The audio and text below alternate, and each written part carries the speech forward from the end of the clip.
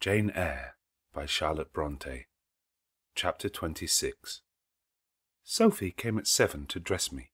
She was very long indeed in accomplishing her task, so long that Mr. Rochester, grown, I suppose, impatient of my delay, sent up to ask why I did not come.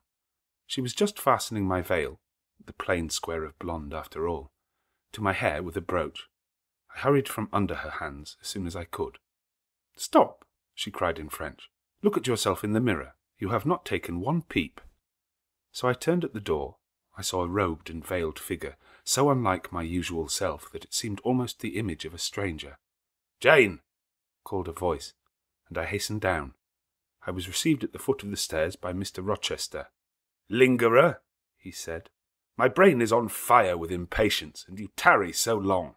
He took me into the dining-room, surveyed me keenly all over, pronounced me as fair as a lily, and not only the pride of his life, but the desire of his eyes, and then telling me he would give me but 10 minutes to eat some breakfast, he rang the bell. One of his lately hired servants, a footman, answered it. "Is John getting the carriage ready?" "Yes, sir." "Is the luggage brought down?" "They are bringing it down, sir." "Go you to the church, see if Mr. Wood, the clergyman, and the clerk are there. Return and tell me." The church, as the reader knows, was but just beyond the gates. The footman soon returned. "Mr. Wood is in the vestry, sir, putting on his surplice." "And the carriage?" "The horses are harnessing." "We shall not want it to go to church, but it must be ready the moment we return. All the boxes and luggage arranged and strapped on, and the coachman in his seat." "Yes, sir." "Jane, are you ready?" I rose. There were no groomsmen, no bridesmaids, no relatives to wait for or marshal, none but Mr. Rochester and I. Mrs. Fairfax stood in the hall as we passed. I would fain have spoken to her, but my hand was held by a grasp of iron.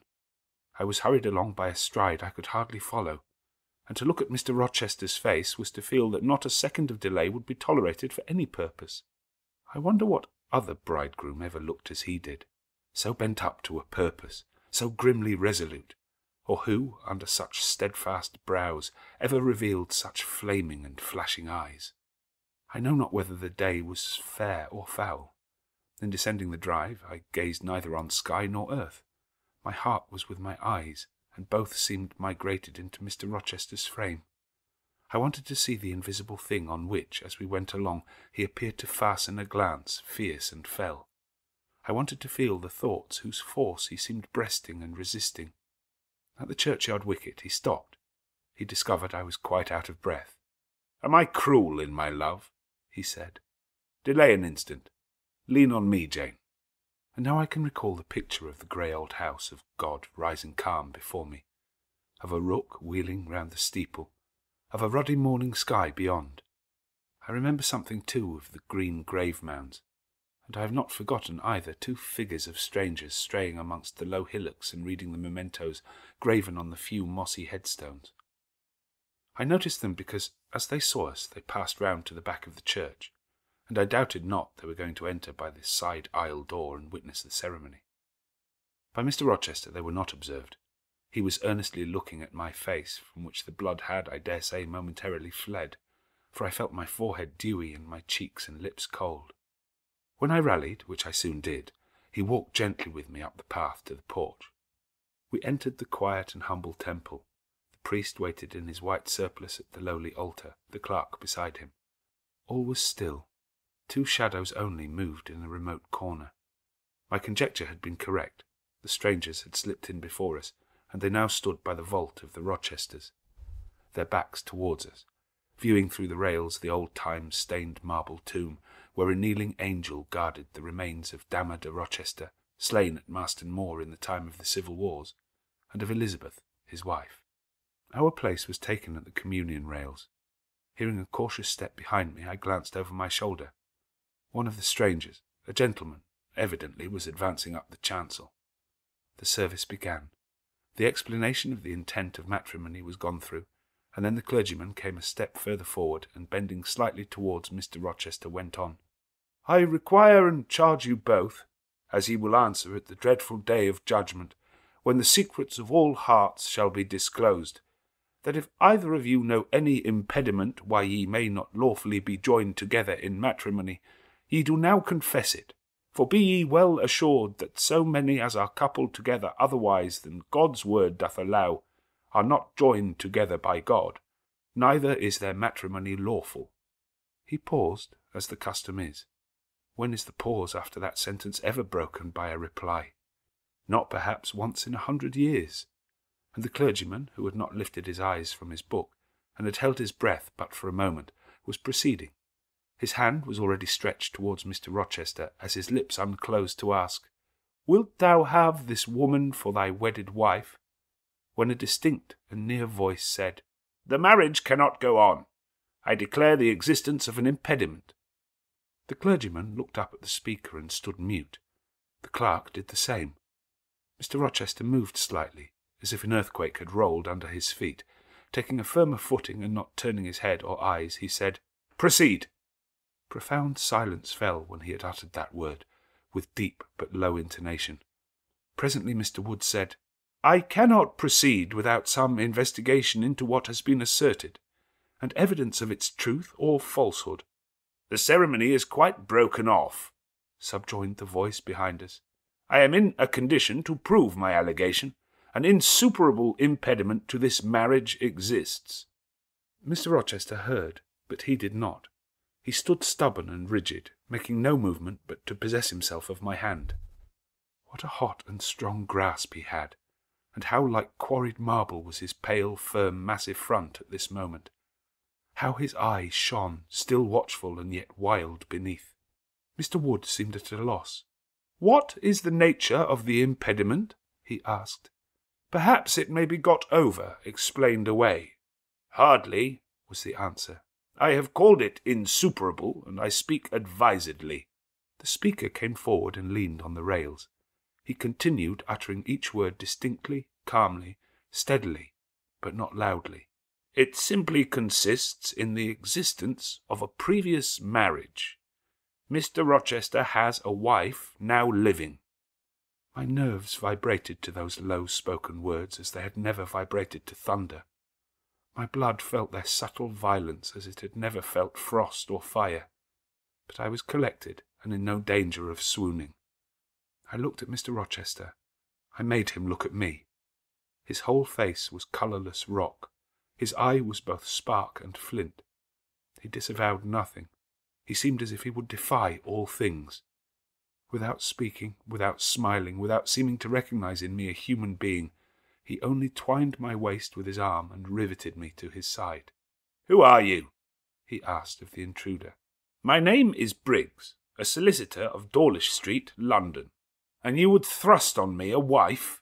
I would remind you of your lady's existence, sir, which the law recognizes, if you do not. Favour me with an account of her, with her name, her parentage, her place of abode." "Certainly." Mr. Briggs calmly took a paper from his pocket, and read out in a sort of official, nasal voice, "I affirm and can prove that on the 20th of October, A.D. 1831, a date of 15 years back, Edward Fairfax Rochester, of Thornfield Hall, in the county of West Yorkshire, and of Ferndean Manor, in South Yorkshire, England, was married to my sister, Bertha Antoinetta Mason, daughter of Jonas Mason, merchant, and of Antoinetta, his wife, a Creole, at St. Mark's Church, Spanish Town, Jamaica. The record of the marriage will be found in the register of that church. A copy of it is now in my possession. Signed, Richard Mason. That, if a genuine document, may prove I have been married, but it does not prove that the woman mentioned therein as my wife is still living." "She was living 3 months ago," returned the lawyer. "How do you know?" "I have a witness to the fact, whose testimony even you, sir, will scarcely controvert." "Produce him, or go to hell." "I will produce him first. He is on the spot. Mr. Mason, have the goodness to step forward." Mr. Rochester, on hearing the name, set his teeth. He experienced, too, a sort of strong, convulsive quiver. Near to him as I was, I felt the spasmodic movement of fury or despair run through his frame. The second stranger, who had hitherto lingered in the background, now drew near. A pale face looked over the solicitor's shoulder. Yes, it was Mason himself. Mr. Rochester turned and glared at him. His eye, as I have often said, was a black eye. It had now a tawny, nay, a bloody light in its gloom, and his face flushed. Olive cheek and hueless forehead received a glow as from spreading, ascending heart fire, and he stirred, lifted his strong arm. He could have struck Mason, dashed him on the church floor, shocked by ruthless blow the breath from his body. But Mason shrank away and cried faintly, "Good God!" Contempt fell cool on Mr. Rochester. His passion died as if a blight had shrivelled it up. He only asked, "What have you to say?" An inaudible reply escaped Mason's white lips. "The devil is in it if you cannot answer distinctly. I again demand, what have you to say?" "Sir, sir," interrupted the clergyman, "do not forget you are in a sacred place." Then, addressing Mason, he inquired gently, "Are you aware, sir, whether or not this gentleman's wife is still living?" "Courage," urged the lawyer. "Speak out." "She is now living at Thornfield Hall," said Mason in more articulate tones. "I saw her there last April. I am her brother." "At Thornfield Hall?" ejaculated the clergyman. "Impossible. I am an old resident in this neighbourhood, sir, and I never heard of a Mrs. Rochester at Thornfield Hall." I saw a grim smile contort Mr. Rochester's lips, and he muttered, "No, by God. I took care that none should hear of it, or of her under that name." He mused. For 10 minutes he held counsel with himself. He formed his resolve and announced it. "Enough. All shall bolt out at once like the bullet from the barrel. Wood, close your book and take off your surplice. John Green," to the clerk, "leave the church. There will be no wedding today." The man obeyed. Mr. Rochester continued, hardily and recklessly. "Bigamy is an ugly word. I meant, however, to be a bigamist. But fate has outmanoeuvred me, or Providence has checked me, perhaps the last. I am little better than a devil at this moment, and, as my pastor there would tell me, deserve no doubt the sternest judgments of God, even to the quenchless fire and deathless worm. Gentlemen, my plan is broken up. What this lawyer and his client say is true. I have been married, and the woman to whom I was married lives. You say you never heard of a Mrs. Rochester at the house up yonder wood, but I dare say you have many a time inclined your ear to gossip about the mysterious lunatic kept there under watch and ward. Some have whispered to you that she is my bastard half-sister, some my cast-off mistress. I now inform you that she is my wife, whom I married 15 years ago. Bertha Mason by name, sister of this resolute personage who is now, with his quivering limbs and white cheeks, showing you what a stout heart men may bear. Cheer up, Dick. Never fear me. I'd almost as soon strike a woman as you. Bertha Mason is mad, and she came of a mad family, idiots and maniacs through 3 generations. Her mother, the Creole, was both a madwoman and a drunkard, as I found out after I had wed the daughter, for they were silent on family secrets before. Bertha, like a dutiful child, copied her parent in both points. I had a charming partner, pure, wise, modest. You can fancy I was a happy man. I went through rich scenes. Oh, my experience has been heavenly, if you only knew it. But I owe you no further explanation. Briggs, Wood, Mason, I invite you all to come up to the house and visit Mrs. Poole's patient and my wife. You shall see what sort of a being I was cheated into espousing, and judge whether or not I had a right to break the compact and seek sympathy with something at least human. This girl," he continued, looking at me, "knew no more than you would of the disgusting secret. She thought all was fair and legal, and never dreamt she was going to be entrapped into a feigned union with a defrauded wretch, already bound to a bad, mad, and imbruted partner. Come, all of you, follow." Still holding me fast, he left the church. The 3 gentlemen came after. At the front door of the hall we found the carriage. "Take it back to the coach-house, John," said Mr. Rochester coolly. "It will not be wanted today." At our entrance, Mrs. Fairfax, Adele, Sophie, Leah, advanced to meet and greet us. "To the right, about, every soul," cried the master. "Away with your congratulations. Who wants them? Not I. They are 15 years too late." He passed on and ascended the stairs. still holding my hand and still beckoning the gentlemen to follow him, which they did. We mounted the first staircase, passed up the gallery, proceeded to the third story. The low black door opened by Mr. Rochester's master key admitted us to the tapestried room with its great bed and its pictorial cabinet. "You know this place, Mason," said our guide. "She bit and stabbed you here." He lifted the hangings from the wall, uncovering the second door. This too he opened. In a room without a window there burnt a fire guarded by a high and strong fender, and a lamp suspended from the ceiling by a chain. Grace Poole bent over the fire, apparently cooking something in a saucepan.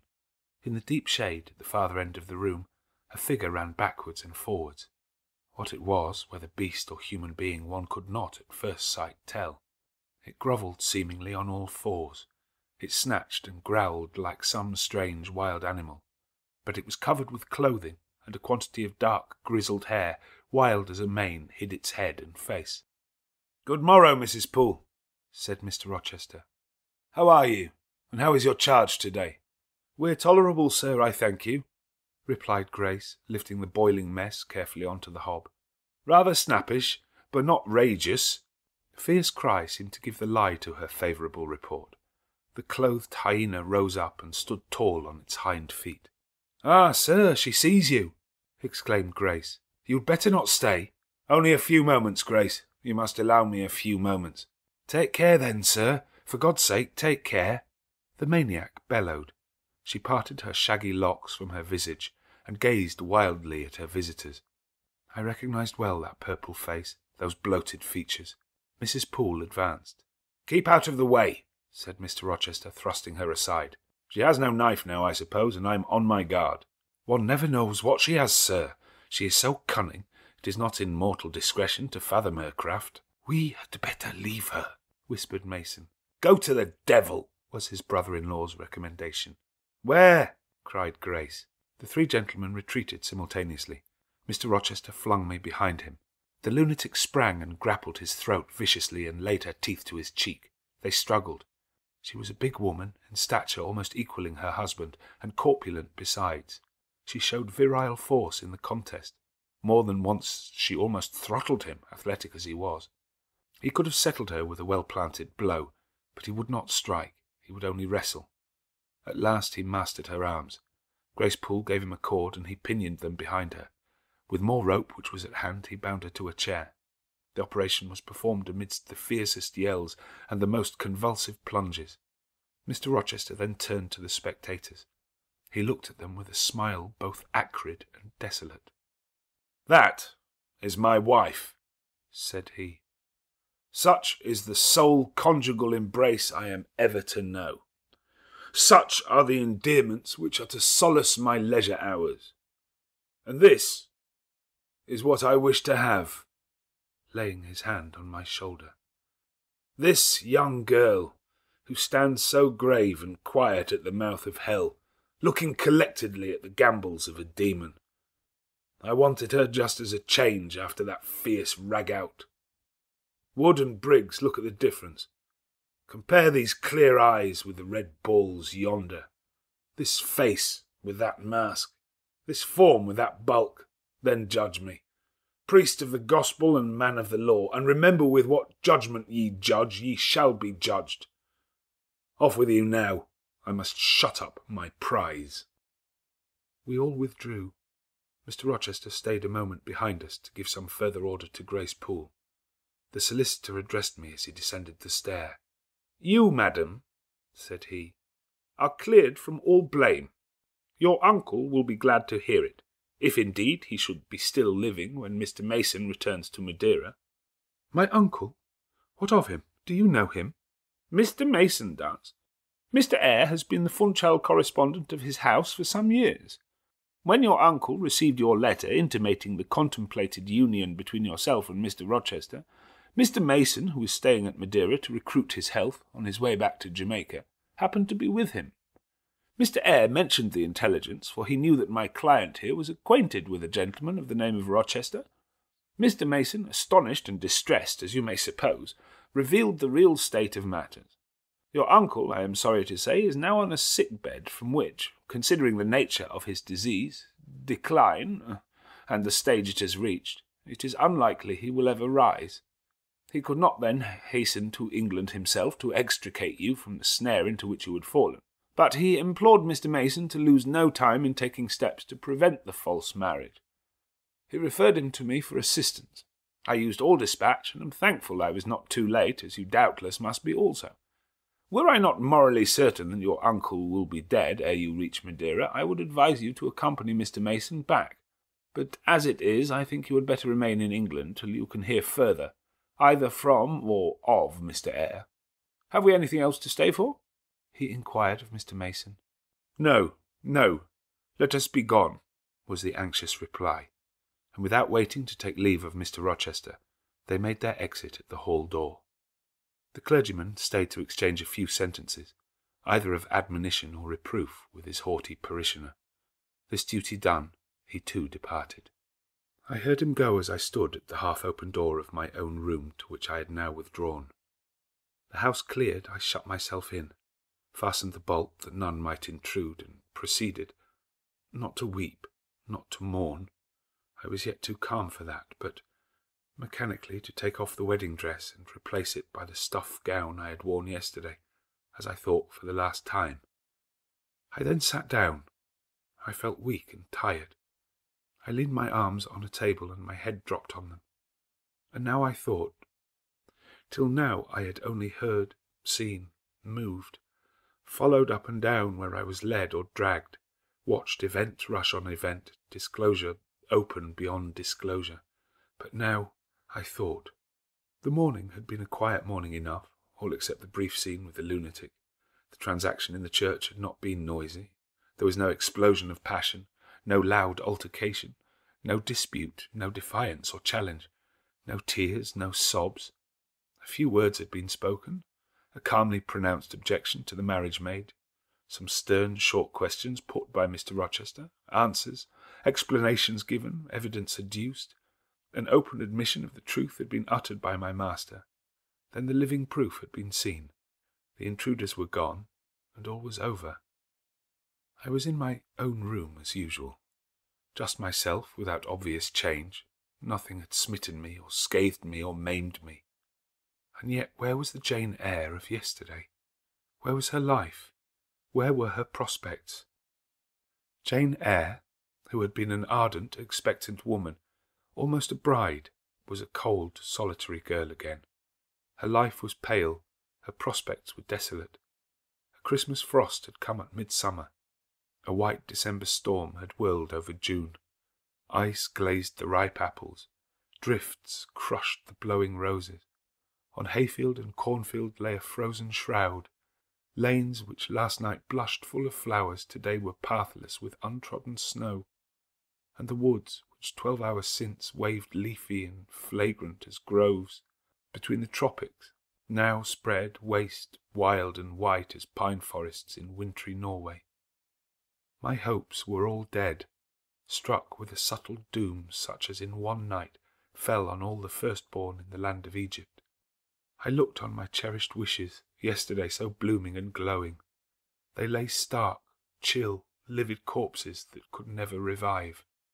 I looked at my love, that feeling which was my master's, which he had created. It shivered in my heart like a suffering child in a cold cradle. Sickness and anguish had seized it. It could not seek Mr. Rochester's arms. It could not derive warmth from his breast.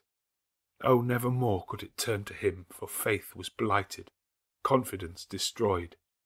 Mr. Rochester was not to me what he had been, for he was not what I had thought him. I would not ascribe vice to him. I would not say he had betrayed me.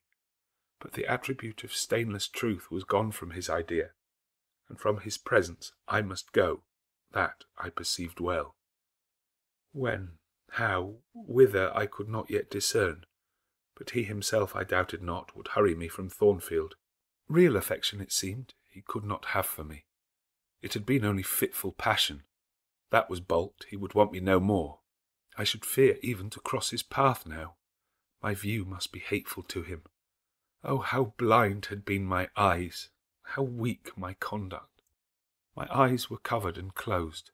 Eddying darkness seemed to swim round me. and reflection came in as black and confused a flow.